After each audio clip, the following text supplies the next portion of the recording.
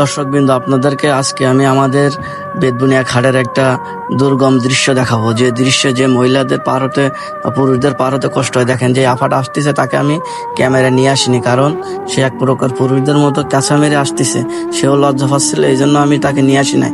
দেখেন, সামান্য পরিমাণ জোয়ার হয়েছে, এখনো বড় জোয়ার সামনে বাকি। তাই আমাদের যে ঘাটটা, সে ঘাটটা তলিয়ে গেছে। ঘাটের সাইডে যে দোকানগুলো আছে অনেক উঁচু, তাই দেখেন সে একদম দোকানের ভিতরে পানি চলে যাচ্ছে। দেখেন, ওই যে একটা ট্রলার আসতেছে, সেখানে কিছু স্টুডেন্ট আসতেছে, সেখানে ছেলেও আছে মেয়েও আছে। তাদেরকে কি পরিমাণ কষ্ট হবে একটু পরে যাতায়াত করতে আপনাদেরকে দেখাবো।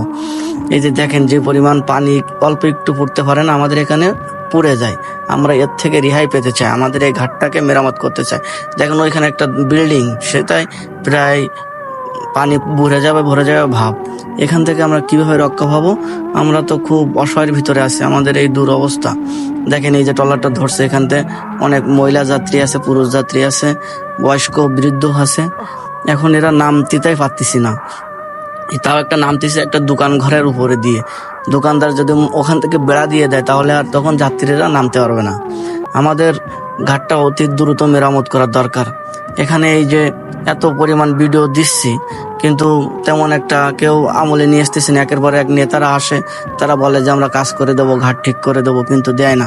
এই যে দেখেন, এই যে মেয়েরা পার হয়ে যায়, পারাবার হয়ে আইসে, এখন তারা রাস্তায় যেতে পারতেছি না, না পেরে ভিজে চলে যাচ্ছে। দেখেন, এই মুরব্বীগুলো দাঁড়ায় রয়েছে, একটা আপা বাচ্চা কোলে করে নিয়ে দাঁড়ায় রয়েছে।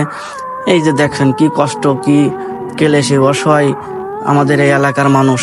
আমাদের এই ঘাটটা অতি দ্রুত সংস্কারের দরকার এবং উঁচু, আমাদের রাস্তা বরাবর উঁচু করে ঘাটটা মেরামত করা দরকার। আর আমরা সবাই এই ভিডিওটা বেশি বেশি করে শেয়ার করে দেবো, যাতে এই ভিডিওটা ঊর্ধ্বতন কর্মকর্তারা পেতে পায়। তা না হলে আমাদের এই ঘাটটা ঠিক হচ্ছে না। দেখেন কত কষ্ট আমাদের এই ঘাটে পারাপার। এই যে মুরব্বী চাচা, সে নিজেতে হাঁটতে পারে না, না পেরে তার পুতনিকে নিয়ে এসে যাচ্ছে কোলে করে।